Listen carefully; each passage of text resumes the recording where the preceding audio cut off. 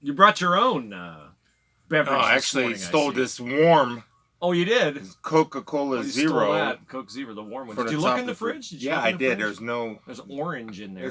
There's no diet in there. No though. diet in there. I'm sorry. That'll be fixed by the time. Well, I'm going to you talk come to the back CEO of why don't you do Spielman that? and Hooley podcast. Yeah, please do. Get her going a little bit. Get her shopping list updated to your beverage desires. So, yes. Good morning, sir. How are you? on a nice snowy Monday? boy, I was in our nation's capital, and yes, lots of things happening. Woo! So I was like seeing Urban Meyer in the nation's capital, and I'm like, hey, Spiels is there too. I'm looking in actually the owner's booth, Daniel Snyder, the owner of the Redskins. Mm-hmm. His booth is right next to the TV. But the cool thing I saw, because I'm a little bit of a political junkie, or at least I follow it closely. Sure, of course. So I'm looking over there and seeing, I've done Redskins games before, so I see Bernard Shaw. Remember Bernard Shaw, who was CBS News, Bernard Shaw, and CNN when in the first Gulf War broke out. Bernard was in Baghdad, I believe.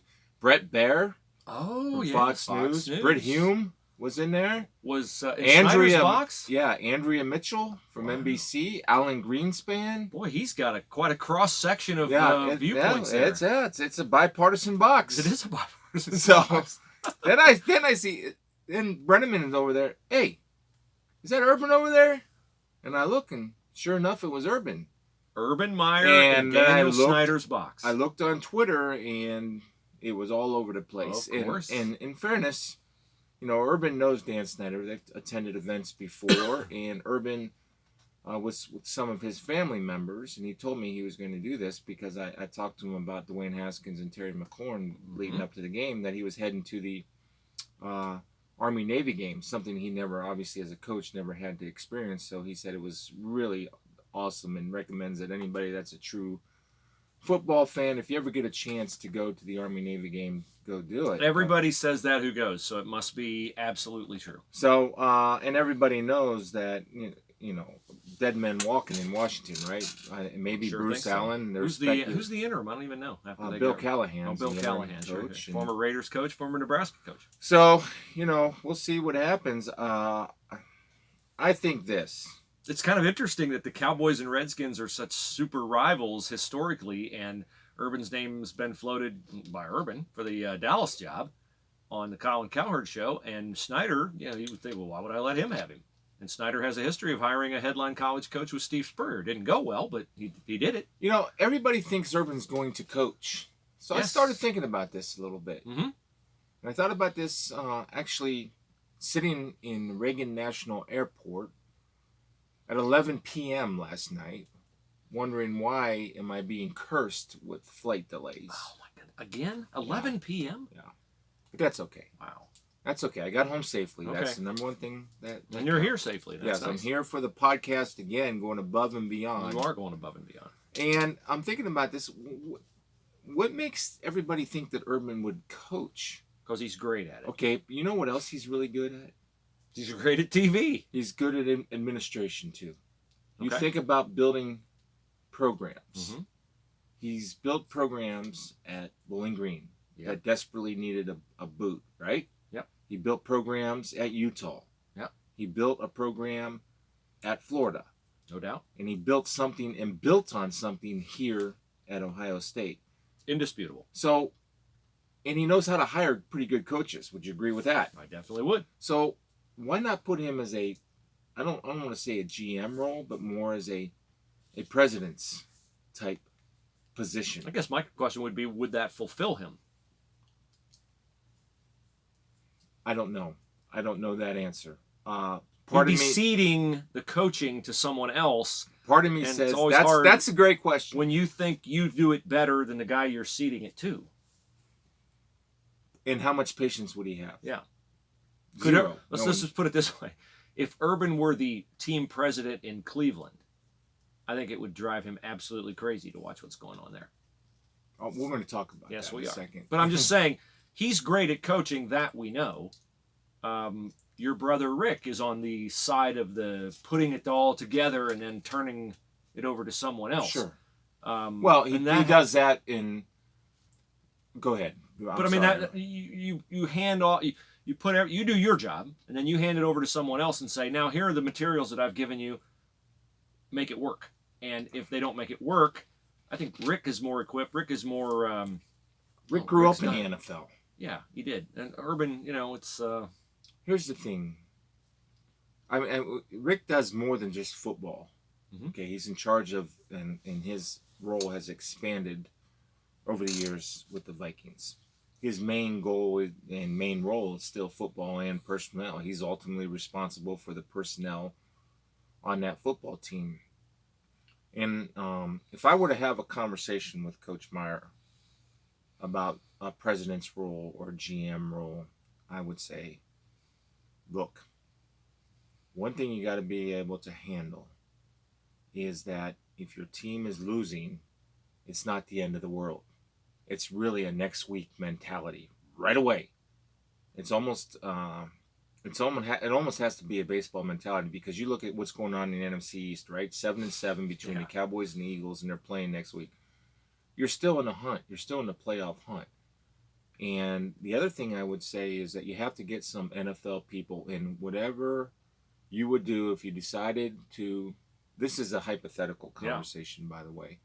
If you decided to go into the personnel part of it, or the administrative part of it, or front office, or whatever, you got to get NFL guys around you, guys that understand, and you got to make sure that you build a team within a team, which he has done at the collegiate level.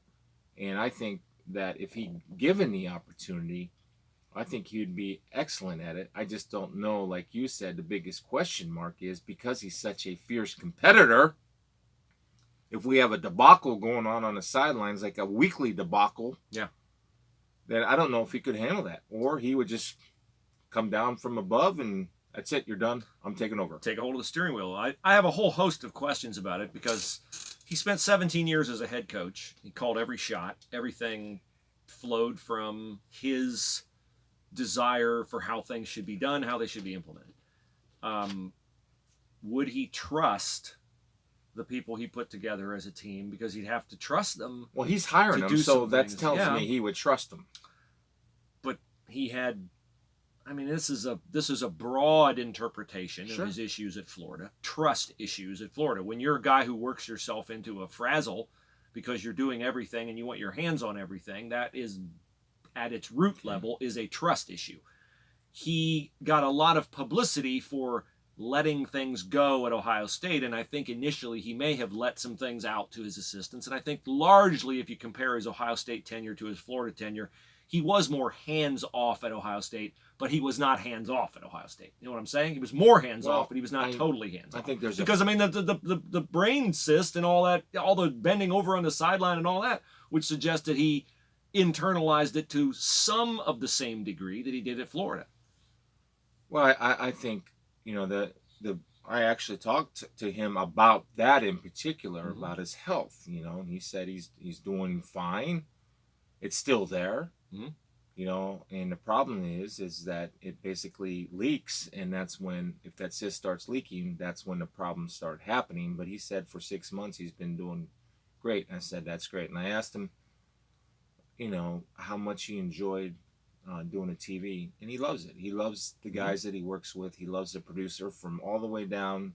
And Fox, as I said, is a good company to work for. But something that I've been successful at doing is that I've been able to kill the competitive beast inside of me just a tad. Yeah. Enough that maybe because it's my life experiences that I no longer had that desire to compete at the highest level. Now, that doesn't mean I don't do my best and I want to do well and compete at the highest level. Can I say, as somebody who knows you pretty well, that I don't think did you say you've killed it? I think suppressed it. I think you have channeled it. Yeah, that's I a don't bet. think Thank you have killed it at all. I think you have channeled it, because I see how hard you prepare for an NFL game. Yeah. I see how invested you are in your kids' lives. You still have, your competitive nature is more directed to others. It's directed in a more healthy way at things that benefit other people, and it's just more healthy. And I think that's been great for you. But I had to, and those around you.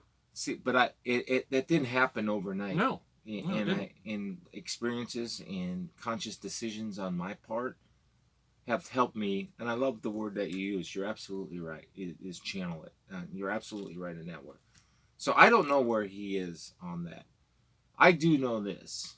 I think being a year removed from college, I'm not sure he would ever go back to coaching college. I think he so much enjoyed doing the studio stuff and the people that he's working with, the free time. You know, he has grandkids now, right? I mean, all that stuff. His son-in-law just took and his daughter, and we're moving to Colorado. He's with Steve Adazio, Colorado State. Corey Dennis, yeah, leaving. Yeah, Okay. He's got the wide receiver. Is that scoopage? Because I have not seen that. Well, no, it's been out there. He was on the staff but this week. Of course, I will provide the following newspaper. I'll provide the newspaper man with scoops. I guess I do everything. I've been around following here. Buckeye hoops, much to my consternation. It's last just night. one game. Relax. Yeah. I didn't see it, of course. I was watching the I'm Vikings glad. put the beat down on the Chargers. Yeah. But anyway, so for me, I think if we do see Urban back in football, it's going to be at the professional level, because I do think if he does want to challenge himself, he's conquered everything to conquer. He broke the top 50 in the ESPN coaches. He's the 46th. He's the 46th greatest coach of all time. Oh my goodness! Don't get me started on that again. So what an honor that is. Did you say, "Hey, congratulations on your 40"? You should have. Oh, that would have been just priceless to see what his reaction. No, well, I mean, he's. If I see him at the facility today, I'm going to say that. And by the way, congratulations on it. If we're in a mood, if I'm around him in the next few months, I'll ask him, "Hey, man, thank you for reminding me. Thank you for reminding me to ask Ryan Day that today." Yeah. Okay. Or you're heading out there today? Yeah, Ryan's available today. So here's my only thing. I do think if we see him back, and I have no idea, but if we do see him back in football, it's going to be at the pro level. It will not. And this is just my opinion. Okay, this is not coming from him. No, Okay. no. This is just. I'm trying to, you start pulling pieces together. Yeah. Then what I always do when I see people that are similar somewhat or been in similar situations or similar in personality traits or whatever, how would I respond? Yeah. He's conquered college football. Some argue he's the best. You can certainly, there's no argument that he's in the top 3, in my opinion, top 3, of there's all no doubt. Time. No doubt. So the question he has to ask himself, and the question that he has to answer to himself is, what would I do at the next level? And that's a question that burns. See, the one thing that I had that Urban doesn't have is I was able to compete at the highest level. And there's no other level. And that's, I think out of all the things, Bruce, and I think about this, and this is going to sound a little self-serving or selfish, but it's not. You look back and you survey your career and you survey your work life, like you survey everything, right? And the thing I'm most proud about my career is that for 11 years, I was able to compete at the highest level there is in the world. And I think that's what I'm most proud of. And a lot of sacrifice, a lot of work, all that BS, I get it, all that. But that Urban never had that chance yet. No, yet. And I think that would be the burning question, that if I were Urban Meyer, that would be the thing that would be kind of tapping me on the shoulder. What do you... Come on, man. Yeah. It's there. Your challenge is there. Do you want it? Well, that's why you and I think Ryan Day will eventually coach. He's going back, dude. Because it is lingering out there. I wonder what I could do when it's all football. It's the best against the best. It's the best against the best. The highest level I want to know. Now, if you marry those two topics together, should Ohio State fans be nervous if Urban Meyer is going to go to Washington as the brains upstairs? Ryan Day, should we worry about Ryan Day becoming the Redskins head coach? Because people made the connection yesterday. Ooh, Urban Meyer in Washington and Dwayne Haskins is there. Well, Dwayne Haskins had pretty good numbers with Ryan Day. Here's the thing. I think everybody was thinking Urban Meyer was there for coaching. Like, everybody was connecting. Oh, he's going to be there. He's there scouting. He's looking at the team he's got. That's what. And I don't think that was the case at all. I think, hey, I'm in Philly. I got invited down. I got 2 players playing. Yeah, but here, let's stop right there. How does he get invited down? He's got 2 players playing. Terry, I he's get got that, but if I'm Dan Snyder, I got a lot going on. I got Britt Hume in my booth and Andrea Mitchell, and I got to worry about them throwing food at each other. Here's the other thing. When do I have time to think, who else should I invite? By the way, Urban Meyer's at the Army-Navy game. Here's the deal. Also, this was reported yesterday in Shannon Spake, who does, by the way, does a great job. She does a great job. I mean, during the week, though, she does so much during the week, Bruce. She's fabulous. I like her because she doesn't just do her sideline reports on what she's read in the newspaper. No, I mean, that's the thing I think you would appreciate about her. Yeah, she works at it. I mean, during the week, like she asks 1,000 questions to me, and she's learned and she knows football and she wants to know more, and she's not afraid to ask tough questions. And I'm a harsh grader on sideline. I know reporters. you're very difficult. I'll tell you who's the best at ESPN. Allison Williams. Okay. Allison Williams is the absolute best at ESPN. Is she at the? She's like on the third team. Who's she with? I don't know who she's with. No, because McShay's the sideline guy for that team. But he's not really he doesn't consider. No, he does. McShay does a very good job. He's learned how to do that. Yeah. I lost my. Oh, here's the thing. Terry McLaurin came out, and Shannon reported this. That Terry, he was actually a personal guest of Terry, because Terry invited him down. Okay. He's got a good relationship with Dwayne. I'm not saying that. He has a great relationship with Terry. And I think Terry invited him down. And by the way, Terry McLaurin is fabulous. What a great player speed he is. Showed on running away on that. Well, but just the route running and the toughness. And the thing I loved is watching him. I mean, I thought Dwayne had a great practice on Friday, which translated to his best game as a rookie on Sunday. But just watching Terry McLaurin, it's just he's the steal of the draft in my opinion. I mean, he is a rookie wide receiver that is an established NFL player, and he plays like a veteran, like he's been playing 5 years in this league. And you know the thing he doesn't do? He doesn't whine and complain. He doesn't go over and yell at his coach about getting the ball? Well, it depends on which receiver's yelling at the coach. We want to thank our friend Trevor Stover at Stover Farms Custom Meats. Stover Farms Custom Meats, 4000 Presidential Parkway in Powell. Get your delicious holiday turkey. Order it now, because you can't just walk in and get it. They want to order ahead of time. They get it from growers, just like they do on the Angus beef side, that have no hormones, non-GMO. And, of course, steaks, well, you won't find any better than at Stover Farms Custom Meats, 4000 Presidential Parkway. Tell them you're a Spielman and Hooley listener. Get a free pound of hamburger for every pound you buy.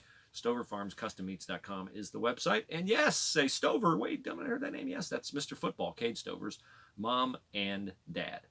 All right, so did you get to sit down with the DH Simba 7, Washington Redskins quarterback? Yeah, I did. Thoughts? I think here's the thing I know about Dwayne. He is a really, and I don't want to say not cocky, but he's really confident. And the best thing I got out of it, because I asked him, I said, Dwayne, I did the first game in New York when you first got your first NFL regular season snaps. And, it wasn't good, but nobody expected it to be good because you had no practice reps. And he says, no, it was terrible. And he said, but now I take ownership of my performance. He knows he can get better. What people fail to understand is, since the Washington Redskins were the first team to start a rookie quarterback and 3 rookie wide receivers since 1970. Whoa. Since 1970. So he's growing with 3 rookie wide receivers. They need an upgrade. I mean, Terry McLaurin's the only guy that's I would consider a starter. The other guys are nice backups, but Terry McLaurin's the only starter. And both his tight ends, the number 1 and number 2 tight ends, are out. So he's playing with the number 3 tight end. But what I would say is this. What I saw yesterday is the type of quarterback Dwayne Haskins be. Actually, they ran a speed option with him twice, and he actually ran the ball well. I think he had 30 yards on scrambling and running quarterback run. But he was seeing the field, and the biggest improvement that he made, and I watched all the Redskins games from the time I did the first Giants game of Dwayne up until on this game, just to watch him. And his pocket presence improved. He sees the field better, and he's making quicker decisions, and he's getting rid of the football. And like most rookie quarterbacks, when they first get started, he was holding the football way too long. He was holding the ball second longest in the NFL, only next to Kirk Cousins. Well, you can say, well, why does Kirk Cousins hold it so long? He's been playing such a long time. Well, their offense is a lot of play action. Mm-hmm. And so there's max protection, and they run a lot of deep routes. So thus, holding the ball from snap to pass, it takes a little bit longer. Dwayne's was more of seeing everything. Yeah. And I thought it all clicked for Dwayne Haskins yesterday. He missed a couple throws, but he made some dynamite throws. And you can see the potential in Dwayne Haskins. And it was good to see. It really was because, I'm not seeing what I'm seeing, but I was saying, well, he's got 3 rookie wide receivers. They've had injuries. He lost his top 2 tight ends. But yesterday, he was so impressive, and it was good to see. Should the Bengals have taken him? Well, if that Dwayne Haskins yesterday? Yeah. Yeah, they should have taken him. Well, they did not. Well, I know. Here we go. They'll be taking Joe Burrow number 1 overall. If they get the number 1, because they're going to beat the Browns. Well, they have a 2-game lead for the number 1. They would have to win 2, and the Redskins and Giants and the Dolphins have 3 wins? Well, they have a 2-game lead on everyone. They cannot tie anyone because their schedule is not such that they would win a tiebreaker. Right. So the Bengals have a 2-game lead for the number 1 overall pick, and Joe Burrow was at the NFL. Somebody only Boomer has with 2 Boomers wins. with Fox? Anyway, Joe Burrow was in the NFL studio yesterday, and he was posing with Boomer in a Bengals helmet. Who's Boomer? Boomer Esiason. Oh. We'll see. Yeah. And the Bengals pass rush was actually pretty good yesterday against Tom Brady. The Bengals aren't quitting. No, they're not. They were 13-10 at halftime. They should have been ahead.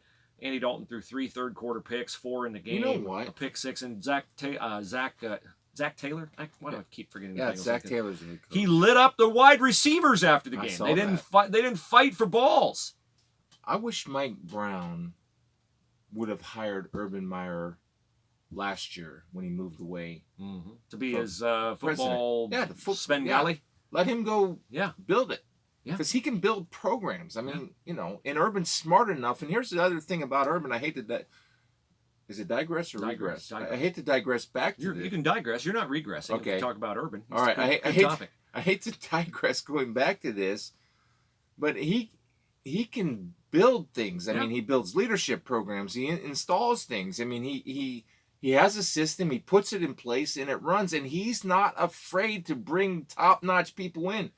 One of the complaints that I had about well, why not throw him in that Bengal possibility? Because Mike Brown never does that. That's not going to happen. It's not realistic. That makes more sense. Nate's down there playing baseball. Shelley and Urban are UC grads. I think he would jump at that, but that's just that. I don't. Mike Brown hired Coop as a consultant. But here's the other thing: you look at sometimes great coaches don't translate into great administrators. We go back to the factory of misery. Your favorite team, the Cleveland Browns, when they hired Mike Holmgren. I've tried to purge all that from my mind. No, we're bringing it back. No, bring it back. See, I think Urban would not be wearing Tommy Bahama shirts to work and getting there at 10 and cutting out at 3. Who does that? That was Holmgren. Oh, was it? That was Holmgren. No, in by 10, out by 3. Didn't want to fight traffic in the morning or the afternoon because that Berea traffic is brutal. Just brutal. Oh man, so. We'll see, but I think the one thing Urban is not afraid to do, he's not afraid to hire the best around him because he's not insecure.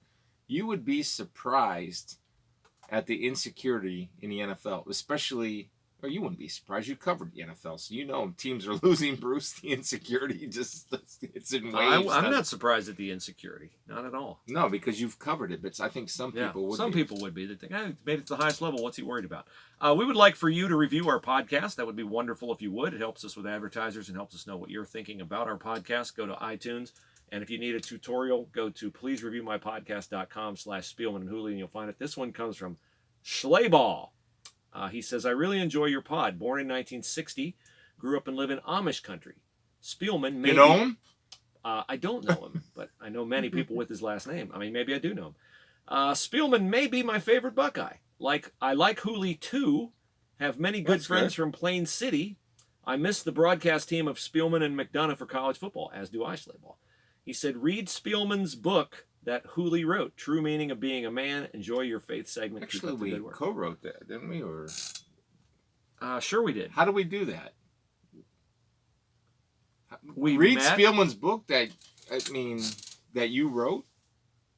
You put it Yeah. in words, but who gave you the words? I put it in words. You gave me the words. Okay. I tried to write it in your voice. Thank you. My did favorite, a great job, by the way. My favorite part of that book was where I wrote a chapter about you and Steph, and you said, "When did we talk about this?" And I said, "We really didn't. I just was trying to predict what you'd say." And you go, "Well, you got it all right." So that was really? very fulfilling for me to hear that. It's too soon, but I do have one dig on you. Go ahead, let it out. Now's the time in the review segment because I just got a review compliment. I'm not going to do it. You know, are rare. Okay. By the way, our guy who ripped me on the review a couple weeks ago, he's back and he posted the exact same review. Why? But he gave us 5 stars and he ripped me. Okay. So hey, you can do it. Say whatever you want. 5-star reviews are very, very, I don't want to very, say this one because I know it bothers you. And I'm only teasing you because I'm saying it shouldn't bother you. Do you know what it is? The one thing I counted on you for. Oh. The one thing I counted on you for. Yeah, I know. I deserve that. I own that. I'll own that forever. It's one of my great life regrets. It really is. Why do I find humor in it now? It's good that I can find humor. Because you're a really good guy. That's why. Because you're a really good guy. Yeah. I'll be there. Yeah. We got to tell the people. Okay, you tell the story. On the night that Stephanie passed away, I forgot. I'm not laughing. You have to. I forgot my phone. Chris tried to get a hold of me, and I had some things that I needed to take care of with ESPN and with just helping him notify people. Right. And that was one job. You had one job. I had one job, and I blew it. I left my phone at home. I had an appearance at a Kroger in Hilliard, and I got in my truck afterward and turned the news on, and I just awful. You know that I've been told. I own that one, man. You know my crew. You know what they call me? The counter. Because if they make a mistake, or if they, like one guy, I said I'll take care of it. No, we got it. This is our job. Whatever. They make sure at the caravan after the game, everybody's luggage is in a certain car, so that we can have an expedited escape, right? Yeah, of course. Quickly. And my luggage went somewhere to California one time. Oh, boy. And this is about 2 years ago. And, of course, I brought it up today. Yeah. And the guy goes, "You're a counter. All you do is count, count, count, count. You never forget anything, and you never let anything go, do you? You never let it go." I said, "No, ask Bruce. 10 years. That's, hey, he should have thrown 1 Corinthians 13 at you. Chris, love keeps no record of wrongs. It sounds like you used that one upstairs a few times. No. I've had it used on me. With good reason. Speaking of teams and people making an expedited exit, your Cleveland Browns flying out of Arizona last night. Losers, 38-24. It really wasn't that close. It was 38-17. The Browns got a stat padding drive at the end, so Baker Mayfield's numbers looked semi-decent. They ended up looking better than Kyler Murray's. Murray was by far the better quarterback. So that means they've lost to 3 rookie quarterbacks: Brandon Allen, Duck Hodges, and Kyler Murray. They're 6-8. The defense that was they gave up 226 yards rushing. The immortal Kenyon Drake had 4 rushing touchdowns. Yeah, over 100 yards. Who would you rather have right now, Kyler Murray or Baker Mayfield? Who makes less waves? Well, Kyler Murray makes less waves. Who would you rather have? I think I'd still rather have Baker Mayfield because I think he's been coached so poorly, and I mean coached in every aspect. I mean on the field, and I mean off the field, on how to be a pro. Mm-hmm. One of the real disappointing things, I just thought of this, about the Cleveland Browns is that they have, don't they have Drew Stanton? Isn't he their backup? I think so, yeah, because of Baker, I believe. So where's his stewardship of, hey, enough with this nonsense? Well, we're 2 years into this, Bruce, and he's got to start taking ownership. Well, nobody can tell Baker anything. Nobody can tell Jarvis Landry anything. Nobody can tell OBJ anything. And so if you have nobody who can tell the players anything, you have no leadership and discipline in your franchise. Didn't we say and this? that's a problem. Didn't we say this before when things go south? Mm-hmm. And I remember when they got Jarvis Landry, everybody was excited. And I told you, because in Miami, he was doing the same thing. Absolutely, yeah. And it's just, so I'm scanning the internet in the airport last night, and it's not about Arizona Cardinals and Kyler Murray. The headlines are about Jarvis Landry and Freddie Kitchens. Again, they can't get out of their own way, and I don't understand why this keeps happening. Is there any leadership or is any accountability? Except I love the guy. I love the guy. I love the guy humiliating me as a coach on the sidelines. I love the guy. Or OBJ complaining. Yeah. I mean, these guys constantly complain. Those two. They do. They're great players. Nobody's doubting why that. would anybody be surprised at that? Because that's what they have done their entire careers.